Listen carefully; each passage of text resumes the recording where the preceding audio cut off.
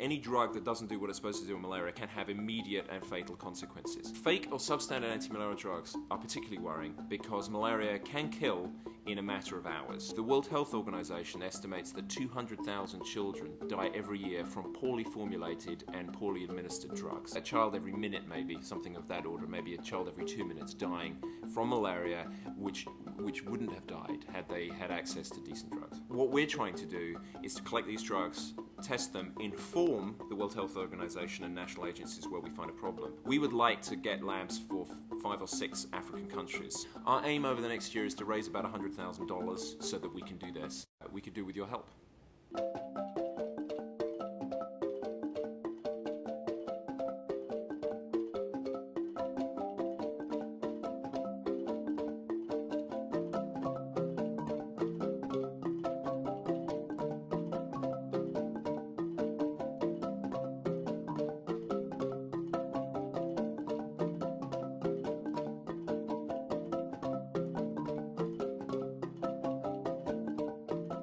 Drugs which are passed off as something they're not is in essence what a fake drug is. It's a bit like a Louis Vuitton purse or a Rolex which have been faked. It's just a copy of something else. Sildenafil citrate, which is the active ingredient in Viagra, is probably the most copied drug in existence. It costs in India about $120 per kilogram for active ingredient, yet that will make $240,000 worth of pills. Substandard drugs are drugs which have probably either been poorly formulated by a manufacturer or it may have been perfectly well formulated but have been stored and transported very badly. And that means that they have lower active ingredient than would ideally be the case. Purveyors of substandard drugs may not know that they're selling something that's not going to work. Purveyors of fake drugs, they absolutely know that they're supplying something that is certainly illegal.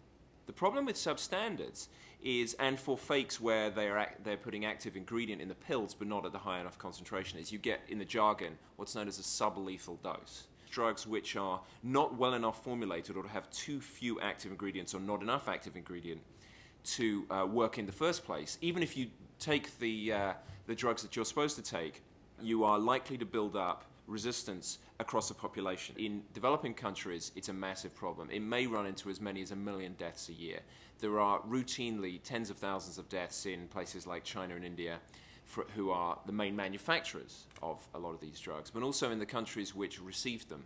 So the former Soviet republics have a significant influx from India, and the African nation gets a lot of drugs, both produced locally but also imported. They do not have laws in place against fakes. You may get a slap on the wrist and a $20 fine. At least half the countries of the world don't even constitute faking a drug as a criminal act. There are many things that can be done from the international level down to the individual. Increase sentencing for fakers, but most important of all, increase enforcement to make sure that those people who are acting badly are more likely to be caught. And then, of course, random testing. Random drug testing of pharmaceuticals like these in pharmacies. Myself and colleagues at Africa Fighting Malaria and other groups are collecting drugs from the field. Here we have some examples of drugs that have been collected from the field, from many hundreds of samples that were collected, and we're testing that. Governments in developing countries do some of this testing, as does the World Health Organization.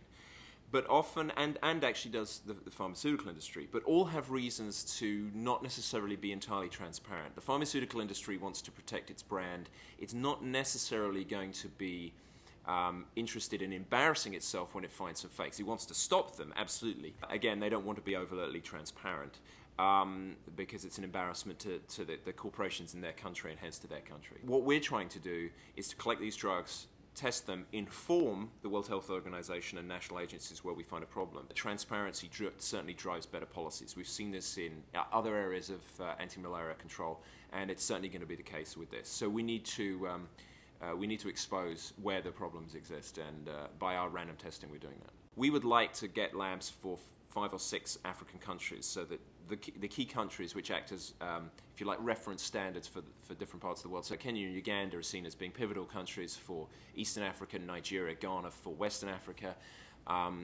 South Africa, although it doesn't have so much a problem, we have a lab there already. Our aim over the next year is to raise about $100,000 so that we can do this. We need funding and we need support to do that. So anyone watching, anybody interested in combating this, we are working with all of the international agencies, but we are not afraid to be transparent and publish where we find problems.